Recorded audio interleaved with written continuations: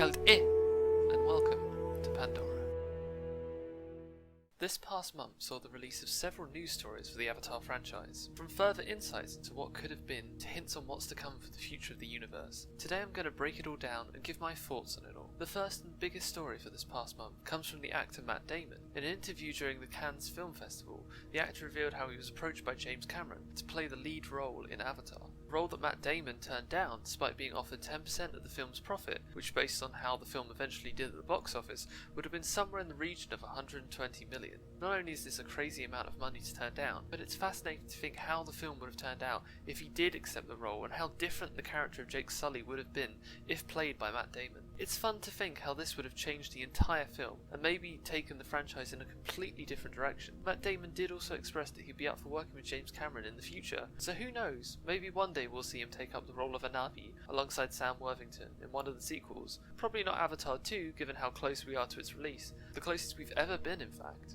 The second biggest news from this month comes from Avatar 2's concept artist Dylan Cole, who recently uploaded a new piece of concept art from the film on his Instagram. As you can see, the art depicts a Na'vi riding on the back of one of the new aquatic creatures on Pandora through a dramatic storm. The creature in person is an Ilu that first appeared briefly in the Animal Kingdom ride Flight of Passage and has since gone on to appear in several pieces of concept art for the second film. From what we can gather, they'll be used by the Metakayan clan in the film as a mode of transport, similar to how the dire horses were used by the Ometakayan in the first film. It's a beautiful piece of art and really goes to show how the power of the untamed oceans of Pandora may be.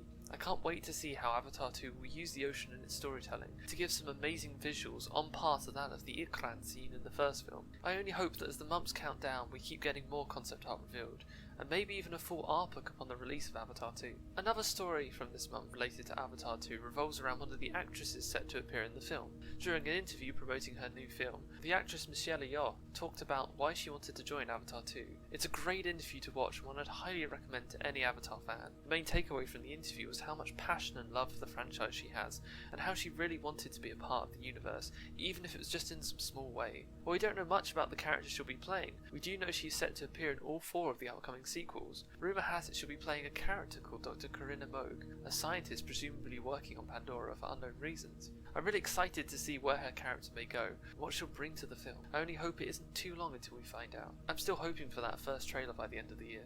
In smaller news, Avatar did get a call out this month by actress Anne Hathaway during the filming of her new Apple Plus show, We Crash, in which she was dressed up as Neytiri from Avatar walking around New York. While it's a fun little nod to the franchise we all love, there's really nothing more to go in depth with this, but perhaps when the series does get released, the episode in question where she appears like this may have a few more references to Avatar. Only time will tell, but it's fun to see how other areas of film and TV are acknowledging Avatar again, especially after all these years. While this month has been quite busy for Avatar news, I imagine the closer we get to the end of this year, the more news we should get. After all, I still hold out for the hope that we might get our first trailer for Avatar 2 before the year's end.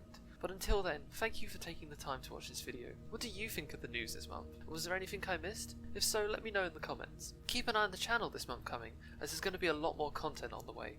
But until then, hej alvaj, giavame.